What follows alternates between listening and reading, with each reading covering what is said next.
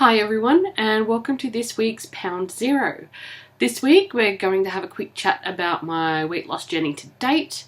We're going to talk about YouFoodz, a healthy prepackaged meal option for those time poor people among us. And finally, I'm going to share my favourite recipe of the week. So let's go.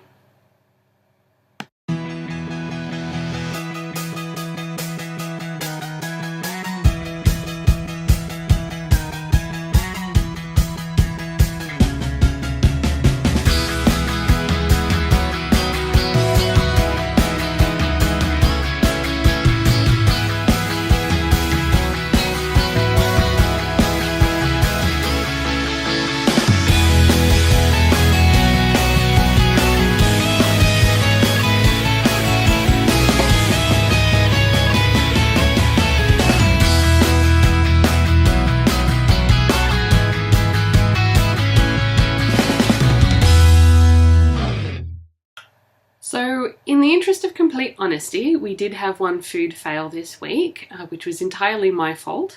And last night for dinner we had Brodburger.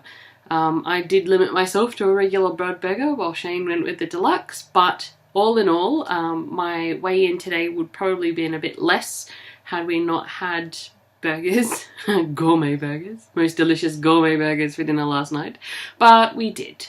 So on that note,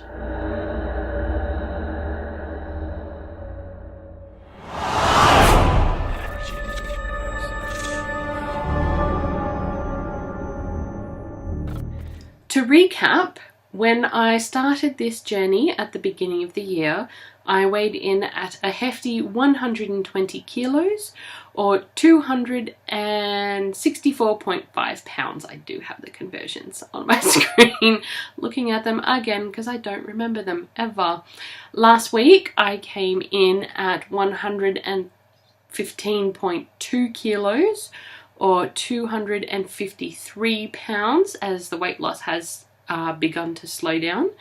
But this week, even with my tasty Brodburger last night, I came in at 114.4 kilos or 252 pounds. That's a loss of 800 grams this week or 1.7 pounds over the course of the week. I'm happy with that.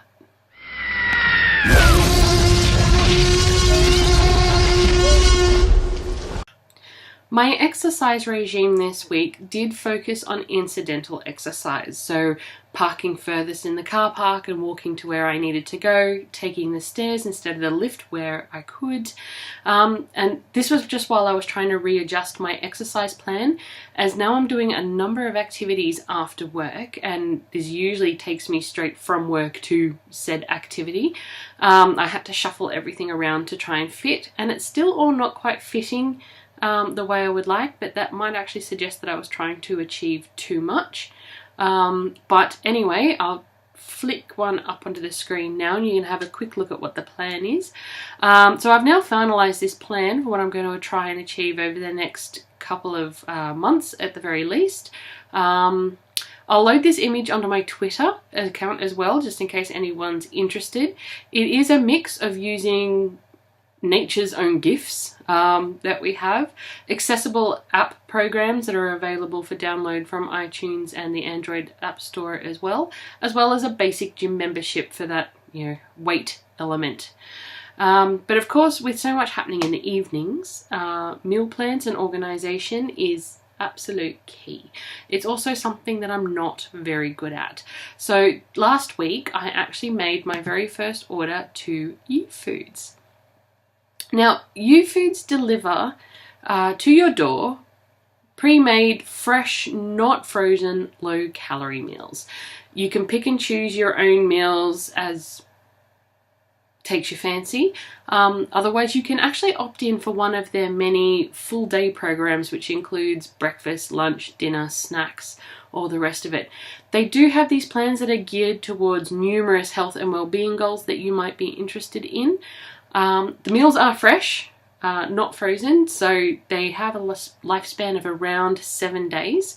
Some a little more, some a little less, but they are meant to be consumed in the short term. They can be frozen for the short term if necessary, but it's not actually recommended.